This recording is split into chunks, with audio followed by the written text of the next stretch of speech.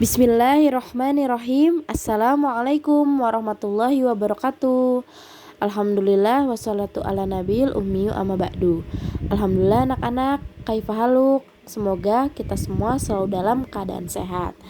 Anak-anak, hari ini kita akan belajar tematik 6F muatan pelajaran IPS dengan materi makna proklamasi bagi bangsa Indonesia.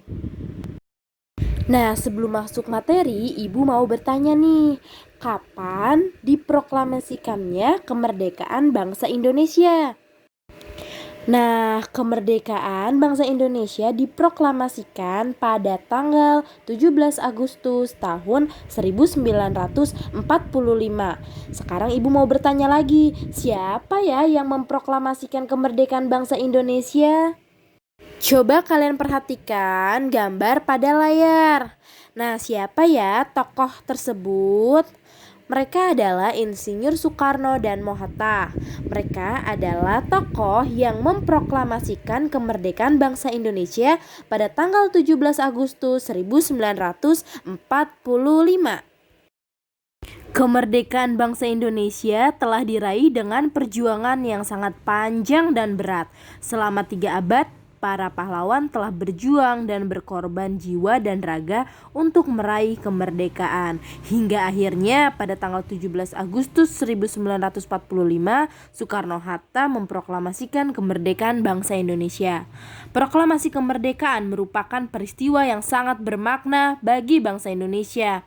Karena dengan diproklamasikannya kemerdekaan, maka telah tercapailah tujuan para pahlawan dan masyarakat Indonesia yang telah berjuang selama bertahun-tahun.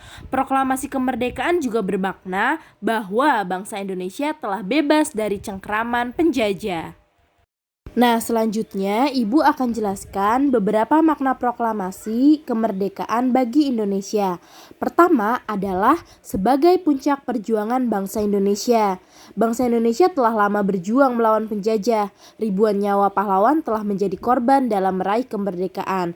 Proklamasi kemerdekaan menjadi puncak perjuangan bangsa Indonesia melawan penjajah asing. Segala pengorbanan dan tumpah darah para pahlawan terbayar ketika Indonesia berhasil memproklamasikan diri sebagai sebuah negara yang merdeka.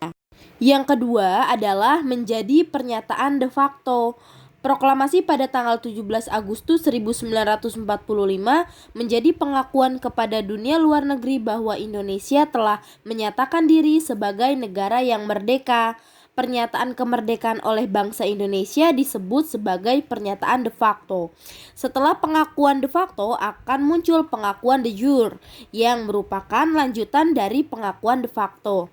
Pengakuan de jure adalah pengakuan dari negara lain bahwa Indonesia telah merdeka.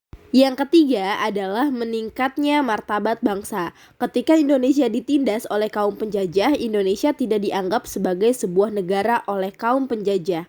Indonesia hanya dimanfaatkan untuk membangun negara penjajah. Namun setelah proklamasi kemerdekaan, Indonesia dapat meningkatkan harkat dan martabat bangsa Indonesia sebagai negara yang merdeka dan berdaulat. Yang keempat adalah awal perjuangan sebagai negara baru. Sebagai negara yang merdeka, Indonesia berhak menentukan nasib sendiri. Generasi penerus bangsa harus berusaha untuk berjuang membangun negara. Pemerintah Indonesia dengan segenap rakyat harus terus berjuang untuk membuat Indonesia menjadi negara yang lebih baik dari sebelumnya ketika terjajah. Dan yang terakhir, yang kelima adalah tonggak sejarah negara Indonesia. Proklamasi merupakan tonggak sejarah lahirnya sebuah negara baru bernama Indonesia. Sebagai negara merdeka, Indonesia berhak menentukan nasibnya sendiri dan tidak mau lagi dijajah oleh bangsa asing.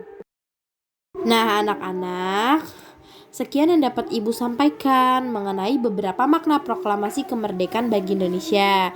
Ya, kita sebutkan lagi ya. Yang pertama sebagai puncak perjuangan bangsa Indonesia, kedua menjadi pernyataan de facto, yang ketiga meningkatkan martabat bangsa, yang keempat awal perjuangan sebagai negara baru, dan yang kelima adalah tonggak sejarah negara Indonesia.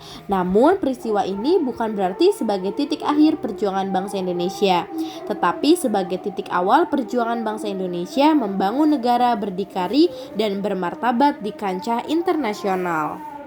Sekian pembelajaran kita hari ini, kurang lebihnya ibu mohon maaf. Kita tutup dengan doa penutup majelis. Subhanakallahumma wa bihamdika asyhadu alla ilaha illa anta astaghfiruka wa atubu ilaik. Wassalamualaikum warahmatullahi wabarakatuh.